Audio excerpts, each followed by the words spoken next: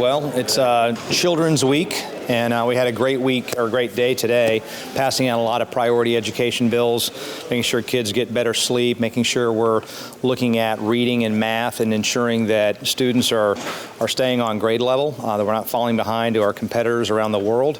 Bills that were bipartisan bills on children with disabilities, making sure that we have an opportunity for kids that need a GED to get one and do so with some flexibility, and also protecting parents' rights. So look forward to your questions. So there's an elections bill that could be coming out here before long. What do you expect to be in that bill? I mean, I'll not steal anybody's thunder and let the parties that are running it explain that, but it'll be coming out soon. Yeah. Mr. Speaker, you said that expanding Florida childcare was a priority of yours. I know it's the bill's moving in the House, and the House budget has funding for it. The Senate has not funded it. Mm-hmm. Do you think people are just playing games, or do you think this is the year that it will be expanded? Yeah, I'm not ready to say that, but certainly it'll be a conversation that we'll have. I think it's important when we talk about having a big pro-family, pro-child session, which I think we're having, and among many other things. That's one of those bills. I think I forgot to mention last time we were together, but Kid Care is one of those, to make sure that parents who are working hard and make $1 extra don't see their premium skyrocket for their children, that we tier that out in a more responsible way to give them a chance to get off public assistance, which was something we all should want, and be in a position of independence while still taking care of their kids. And so I've just said before in my remarks, you shouldn't have to lose your kids' health insurance to make $1 extra in your job. And so that is a priority of ours. We've also looked in our budget at pediatric care and making sure that reimbursement rate is raised so that more doctors want to see kids on Medicaid than perhaps they do presently, and I think that's also very important. So, Mr. Speaker, I've got to ask you this question. Yeah. You mentioned it's Kids Week. And the governor just received the permitless carry bill. That is a bill that, that signals that you think guns should be more easily accessible in Florida. Just as we've heard about another mass shooting in Nashville where somebody had easy access to guns, what can you say to children in the state? Are they sufficiently protected from mass shootings? I think the difference is between law-abiding and those that are bad actors, and we have done many things in this session as well on bail. 2 bills that Sam Garrison has to restrict easy bail for people that steal guns or use guns in crimes, as well as increasing penalties for those that steal guns and use guns in crimes. That's where the focus of enforcement should be, not on saying to law-abiding men and women who have never committed any crimes that you shouldn't have a right to defend yourself. And that's fundamentally what the other side is saying at the end of the day. And so what that bill does that you're referring to is takes away an extra bureaucratic step after you've passed a background check and you otherwise qualify. It doesn't mean that anyone else can own a gun or carry a gun, but that you shouldn't have to have an additional permission slip from a bureaucrat to carry concealed and protect yourself and others. And I think that's pretty simple. All guns are the same. Like you can have a large magazine for a semi-automatic weapon, and that should be as easily accessible as a handgun. That has nothing to do with this bill, because you're not going to conceal a long rifle with a big magazine. You're talking about little bitty handguns. And so that's what this bill does. It has nothing to do with long rifles. Mr. Speaker, I can't help but notice that the immigration bills are really not moving in your chamber, and that there's still no proposal to repeal the in-state tuition for undocumented students. Could you give me an update as to where that is heading in the chamber? Well, as you know, we've done a lot this session already, and so we're pushing quite a lot of volume and great bills through the process.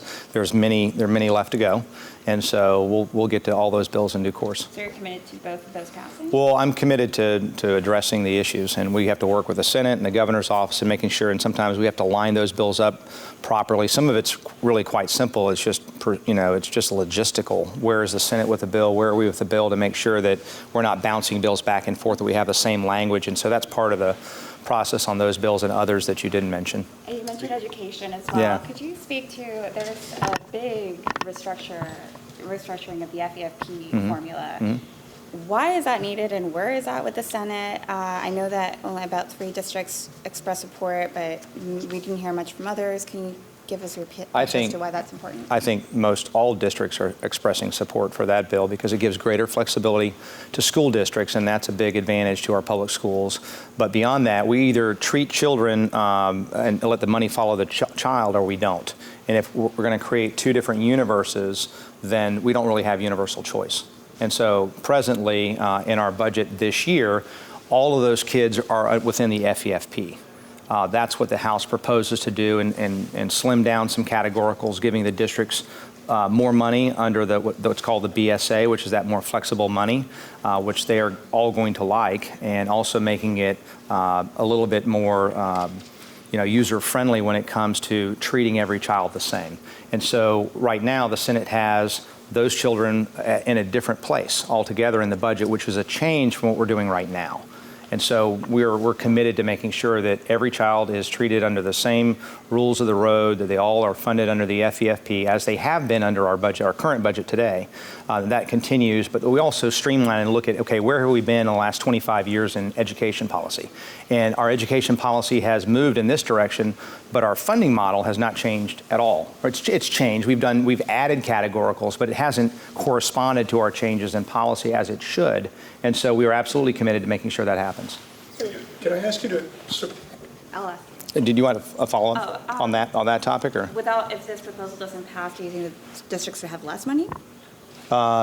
It doesn't, the districts will have more money. So under our proposal with FEFP, no one will lose money. It will be the case that if somebody lost money from categoricals, we add money back in. So there's actually more money in our budget proposal overall to make sure that that happens. And so nobody would be worse off should that pass. They'll be better off, both in terms of actual dollars, but more importantly in terms of flexibility to the districts. And then the districts can determine, where those monies are set more readily. Yeah. Just quickly, I was going to try to get you to circle back a little bit to that elections bill, the murky unknown. Yeah, I mean. Is it murky and unknown? No, I mean, it'll come out. There's no murkiness or unknownness about it. It'll be known soon, and they'll roll it out here in short order. Run Yeah. remains a question. Is it going to be resolved in this bill? Is that going to be part of the bill? I mean, we'll see by the end of session. It's not, the bill's not out yet, so there's nothing to comment on. And it may be kind of a moot point at this point, but the idea of a Trump extradition out of Florida, that's not part of the elections bill. No, I mean, not in the draft that I'm aware of. No. Do you see Yeah. the House or the legislature do anything to address the Reed Creek revelations? Absolutely, yeah, I do. I mean, in terms of legislatively, I don't know, but I am fully supportive of the governor taking action. I think what's happened is disingenuous, to say the least, and so I look forward to proposals on how they'll address that. And I know lawyers are looking at it and determining what can be done. How do you think you guys miss that? Any role in that? I mean, is there anything you can do legislatively to